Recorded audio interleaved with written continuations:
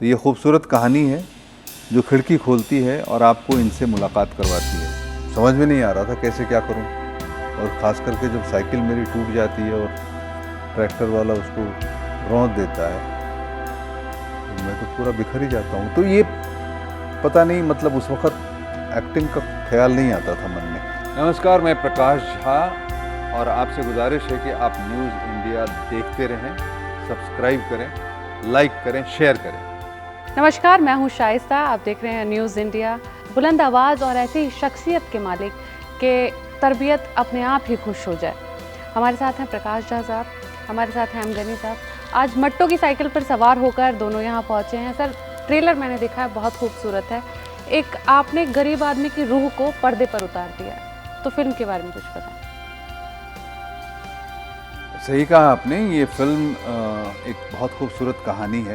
एक ऐसे परिवार की कहानी है जिसकी उधेड़ बुन, जिसके सपने हम सोचते भी नहीं उनके बारे में।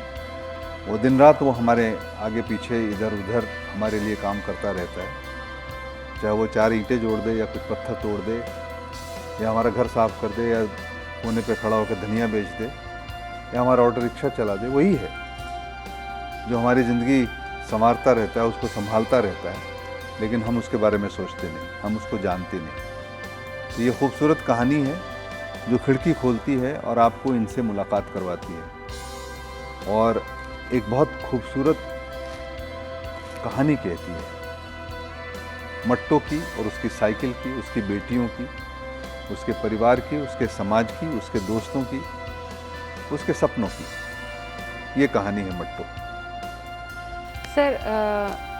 सर ने बड़े बड़े एक्टरों से एक्टिंग करवाई है और आपने उनसे करवा ली, तो ये एक्सपीरियंस कैसा रहा? बहुत अच्छा था, बहुत अच्छा, एकदम मस्त। सर का कुछ जिस तरह से सर डायरेक्शन करते हैं, जो पिक्चरें हैं वो एक अलग छाप छोड़ती हैं कि लोग उन्हें भूल नहीं पाते, कैरेक्टर्स को याद रखते हैं। तो जब सर वहाँ एक्टिंग के सेट पे थे तो कभी उन्होंने अपने पॉइंट ऑफ व्यू दिया कि नहीं, ये वाला सीन इस तरह से होना चाहिए? नहीं, कभी नहीं, क्योंकि उसकी रीज़न था कि हम लोग पहले से दोनों की समझदारी ये बन गई थी कि हम अपना अपना काम बहुत ईमानदारी से, भरोसे, और ये भरोसा हो गया था कि हम अपना अपना काम बहुत ईमानदारी से कर रहे हैं। और मेरे लिए मट्टो के तौर पर, एक अभिनेता के तौर पर उन्हें मिल जाना उनका, और एक ईमानदार अभिनेता के तौर पर मिल जाना, अभिनेता तो बहुत हैं जो ईमानदारी चाहिए उस चरित्र के लिए, क्योंकि उतना टाइम कोई और अभिनेता देता। ईमानदारी की ये चरम है कि कोई व्यक्ति एक ऐसे कैरेक्टर के लिए जिसमें कोई ग्लैमर नहीं है, जिसमें कुछ, उसके लिए 6-7 महीने अलग अलग वक्त पर आकर के मथुरा में वक्त देते हैं।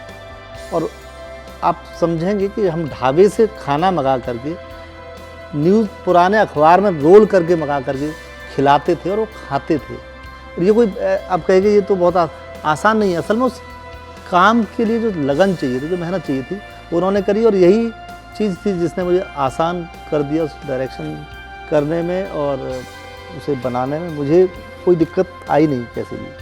प्रकाश सर, आप जिस तरह से ट्रेलर में एक्टिंग करते हुए आपको देखा गया है, एक ऐसे आदमी का रोल निभा रहे हैं कि एक तरफ उसकी साइकिल का उससे प्यार है और उसके बाद उसके पास परिवार की जिम्मेदारियां भी हैं। एक तरफ उसकी वो ज़िंदगी है जिसमें वो स्ट्रगल कर रहा है, काम कर रहा है, मजदूरी का काम कर रहा है। एक राजमिस्त्री दूसरों का घर बनाता है, लेकिन उसका अपना खुद का घर शायद उसे ज़िंदगी लग जाती है वो बनाने में। और दूसरी तरफ उसके जो बच्चे हैं, उनकी ख्वाहिशें भी पूरी करनी। सर, कितना मुश्किल रहा ये तालमेल बिठाना एक्चुअल लाइफ से रियल लाइफ? मैं तो वहीं पहुंच गया था ना, तो मेरे लिए वही था मुश्किल। तो जितने दिनों तक मट्टो का काम किया तो मट्टो ही था मैं। मुझे वो सारी परेशानियां नज़र आती थी और मुझे समझ में नहीं आ रहा था कैसे क्या करूं। और ख़ास करके जब साइकिल मेरी टूट जाती है और ट्रैक्टर वाला उसको रौंद देता है तो मैं तो पूरा बिखर ही जाता हूं। तो ये पता नहीं, मतलब उस वक्त एक्टिंग का ख्याल नहीं आता था मन में। तो आपने वो महसूस किया, वो जो उन लोगों का दर्द होता हो, किस तरह से उनकी पूरी ज़िंदगी सर इसी जद्दोजहद में बीत जाती है कि हमारा सिर्फ आज का गुजारा हो जाए, कल की दिहाड़ी कैसे मिलेगी? आज की दिहाड़ी कैसे मिलेगी? टाइम पे ना पहुंचे तो ठेकेदार काम ना देगा। पैसे काट देंगे। तो वही दिक्कत थी मट्टू को। और सबसे बड़ी समस्या ये थी कि बेटी बड़ी हो गई, जवान हो गई है, और देख रहा था कि मतलब वो उसका चाल चलन संभालना मुश्किल होगा, कैसे उसकी शादी करे, और साइकिल जो है बुढ़ा गई है, क्या करे। तो वो उसकी परेशानी थी। वो सपने में हमेशा बेटी की शादी करता रहता था। सर भारत को विभिन्न भाषाओं का, और हम जहाँ से बिलोंग करते हैं गांव से, हमारा जो 80% तबका है, या कह लें कि ज़्यादातर तबका है, वो गांव देहातों में बसा हुआ है। बहुत रिलेट कर रही है स्टोरी वहाँ से।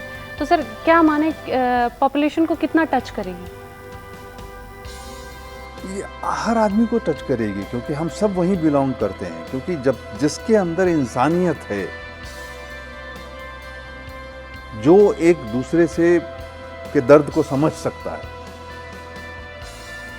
वो इस कहानी से रिलेट करेगा अपने आप को। जो अगर हमारी इंसानियत ही मर गई हो और हम कुछ और अल्फा बीटा गामा पुतले बन गए हो, तो बात अलग है। सर बात की जाए हिंदी सिनेमा की बॉलीवुड में कन्वर्ट होने तक, अभी पहले हिंदी सिनेमा था तो चीज़ें इस तरह की उठाई जाती थी, स्टोरी लाइन पे काम किया जाता था, लेकिन बीच में ये ट्रेंड बिल्कुल ख़त्म हो गया है। जब तक आइटम नंबर्स नहीं होंगे फिल्में नहीं चलेंगी, और ग्लैमर नहीं होगा फिल्मों में तो फिल्में नहीं चलेंगी। एक यूनिक स्टोरी है। सर ये चेंज किस तरह से? ये अब तो वो भी चेंज हो गया, ऐसा कुछ भी नहीं है। आज तो ये कुछ गारंटी नहीं है कि एक्टर होने से, बड़े सेट्स होने से, डांस नंबर होने से पिक्चर चल जाएगी, इसका कोई गारंटी नहीं। आज सही समय चल रहा है, जबकि आमतौर पर ऑडियंस को हर तरह का जायका मिल चुका है, और वो हिंदी सिनेमा वालों को बहुत अच्छे से बता रही है ऑडियंस कि भैया अच्छी कहानियाँ बनाओ, अच्छे कंटेंट लेकर के आओ, नहीं तो हमारे पास पैसे नहीं है फालतू खर्च करने के लिए। सर एक OTT प्लेटफॉर्म, अभी कोविड टाइम के बाद से जो हमारी मूवीज़ हैं वो OTT प्लेटफॉर्म का बोलबाला बहुत ज़्यादा रहा है, तो इसका थिएटर्स पे जो मूवी रिलीज़ होती है, आप क्या लगता है कि आगे आने वाला टाइम OTT का होगा? कंटेंट का होगा, ऐसा नहीं कि OTT वाले बहुत ऐश कर रहे हैं। OTT पर भी रिकवरी नहीं हो रही है, नेटफ्लिक्स की हालत ख़राब है। कंटेंट अच्छा होगा तभी चलेगा, चाहे OTT हो चाहे सिनेमा हो। और कंटेंट अच्छा होने का मतलब ये है कि अच्छा और बुरा हम कैसे जज कर सकते हैं, कम से कम ईमानदारी से बनाओ। सर एक चीज़ और देखने के लिए मिली, ज़्यादातर जो स्टार्स हैं वो कॉर्पोरेट हाउसेस की तरफ रुख कर रहे हैं, तो उस बीच रुख कर रहे हैं, कॉर्पोरेट आ रहे हैं उनके यहाँ पैसे लादने के लिए। लेकिन सीक्वेंस वहीं चेंज हो जाता है कि जो हमारी एक्टिंग, जो थिएटर आर्टिस्ट हैं, जो आशा में रहते हैं कि हमें कहीं काम मिलेगा, तो उनके लिए तो रास्ते बंद हो जाते हैं। नहीं, बंद नहीं होते, मिल जाता काम उनको। OTT को इतना काम बढ़ गया है, तो OTT पे तो सभी बहुत सारे एक्टरों को काम मिला है, बहुत सारे एक्टरों की पहचान हुई है, बहुत सारे अच्छे एक्टर सामने आए हैं। मुश्किल वहाँ होती है जबकि जहाँ की जो पैसा लगाने वाले लोग हैं उनकी समझदारी में गलती है। तो जो कॉर्पोरेट्स हैं या फंड क्रिएट करने वाले लोग हैं, या OTT है या सैटेलाइट है, वो बड़े बड़े प्रोजेक्ट किनको देती है? वो ऐसे लोगों को देती है जहाँ की सब्जेक्ट नहीं है, और खुद वो सब्जेक्ट नहीं डेवलप करते हैं, उनको टर्नओवर की पड़ी हुई है। तो ऐसी चीजें बनेगी जहाँ की कोई कहानी नहीं होगी, रीमेक ठोक देते हैं लोग।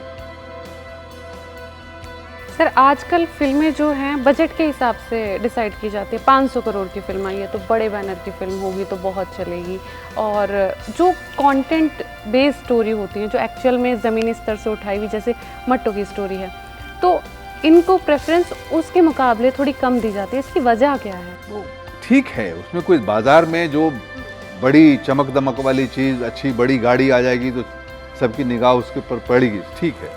लेकिन जब आप गाड़ी की स्टीयरिंग पर बैठो और गाड़ी का जो है वो हुलिया निकला हुआ रहे अंदर से, तो वो नहीं चलेगी गाड़ी। तो वो हो रहा है,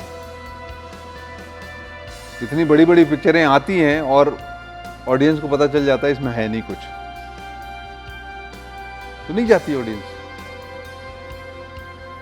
सर आपसे बात करेंगे, बहुत यूनिक सी एक पिक्चर, एक स्टोरी आप लेके आए हैं, क्योंकि हमारे यहाँ की पॉपुलेशन ऐसी है कि उसके रूह को, उसके दिल को टच करेगी ये स्टोरी। आगे क्या कुछ चीज़ें पाइपलाइन में आप मिलके कर रहे हैं? ऐसे ही कुछ कोशिशें जारी रहेंगी कि वो टच करती रहें आपको, हमारे आपके बीच में जो कुछ हो रहा है, दिख रहा है, वो किसी न किसी रूप में आता रहे, कोशिश तो जारी रहेगी। सर बॉलीवुड में, हिंदी सिनेमा में पहले एक बड़ा ट्रेंड चला था नेपोटिज्म, और उसके बाद आ गया अभी बाइकआउट। ये नेपोटिज्म ट्रेंड अचानक थोड़ी चला था। अभी कोई बहुत बड़ा बिजनेस हाउस है, मुकेश अंबानी है, मुकेश अंबानी के एक बड़े बड़े जो भी संस्थान हो रहे हैं या जो भी डिवीज़न हो रहा है, तो बाहर के लोगों को एग्जीक्यूटिव बना देगा, मालिक किसको बनाएगा वो? एक बेटा कुछ देख रहा है, दूसरा बेटा कुछ और देख रहा है, ऐसे ही चल रहा है ना। आपकी राय क्या है? तो जब बिजनेस हाउसेज अपना बिजनेस वैसे चलाते हैं, मुझे कोई दिक्कत नहीं उससे, क्योंकि एक चीज़ जान लो कि आप काम दे दोगे किसी को, आपके घर का बच्चा होगा, और ऐसे दर्जनों एग्जाम्पल है, नाम नहीं लेना चाहिए, जहाँ की लोगों ने अपने घर के बच्चों को काम दिया और नहीं चले हैं वो, क्योंकि जनता से कनेक्ट करना है उनको, पैसे से और स्टार से नहीं बनता। तो नेपोटिज्म की बात मीडिया ने उठाई, 2-4 एक्टरों ने उठाई, उससे कुछ फर्क नहीं पड़ता। बायकाट के बाद उससे कुछ फर्क नहीं पड़ता। इवेंचुअली कंटेंट होना चाहिए और लोग कनेक्ट करने चाहिए, बात वहीं बनती है। ये बाकी सारी चीज़ें बकवास हैं। सर आप बड़े मुखर हैं, बड़े मुखर तरीके से अपनी बात बोल देते हैं बॉलीवुड में। हालांकि बड़े बड़े एक्टर्स ने आपके साथ काम किया है, आपने बड़े बड़े एक्टर्स से एक्टिंग भी करवाई है, लेकिन उसके बावजूद सर कुछ तालमेल या मतभेद ऐसी चीज़ें देखने के लिए मिली? कोई मतभेद नहीं, सबके साथ में वैसे ही हमारी सद्भावना सबके साथ बनी हुई है। जब काम सही नहीं होता है, गलत होता है, तो मैं सिर्फ यही कहता हूँ कि भाई इंट्रोस्पेक्ट करो, तुम ड्राइंग बोर्ड पर बैठो, सोचो कैसे करना है, क्या करना है। सर एक और चीज़ देखी जाती है कि बाहर से जो हिंदी सिनेमा में एंट्री करने की कोशिश करते हैं तो कहीं ना कहीं उसे पछाड़ दिया जाता है, या फिर और भी चीज़ें। बट इतनी बड़ी बात क्यों करते हो? ट्रेन अगर भरी हुई रहे तो कोई भी नया आदमी घुसने की कोशिश करेगा तो अंदर वाले घुसने थोड़ी देते हैं उसको। एक बार ये बंदा घुस जाता है अंदर किसी तरह से, ये भी अगले स्टेशन पर दूसरे को नहीं घुसने देगा। ये तो दूर है, मतलब दस्तूर है यार, इसमें कोई ऐसी नई बात नहीं है ना। बाहर का आदमी जब भी आने की कोशिश करेगा तो उसके लिए रुकावट बनेगी ही बनेगी, क्योंकि अंदर वालों को पहले चांस मिले। लेकिन सर एक तरफ टैलेंट हो और दूसरी तरफ सिर्फ नाम या ग्लैमर चल रहा हो, ये संघर्ष चलेगा। इसलिए ये कहने की बातें होती हैं, आप इन सारी चीज़ों को छोड़ दो, आप पहले कंटेंट डेवलपमेंट पे ध्यान दो। अच्छा बनेगा, OTT के लिए बनेगा, फिल्मों के लिए बनेगा, तभी जाके सिनेमा चलेगा, तभी जाकर के ये घर आबाद रहेगा। नहीं तो जिस तरह से आप कर रहे हो काम, कुछ भी बचने वाला नहीं। सर मट्टू के दर्शकों के लिए 16 सितंबर को मट्टो अपनी साइकिल पर आ रहे हैं आपके सिनेमाघरों में, और मट्टो की साइकिल आप ज़रूर देखें। एक जिस तरह से मुझे अच्छा लगा था इस कहानी को पढ़ करके और इस फिल्म को बना करके, आपको भी अच्छा लगेगा इस फिल्म को देख करके। जरूर आइए 16 सितंबर को। 16 सितंबर को फिल्म आ रही है, ज़रूर देखें, फिल्म को प्यार दें। बड़ी ही ज़मीनी स्तर से जुड़ी हुई फिल्म है, आप ज़रूर कनेक्ट कर पाएंगे। न्यूज़ इंडिया के साथ जुड़ने के लिए धन्यवाद।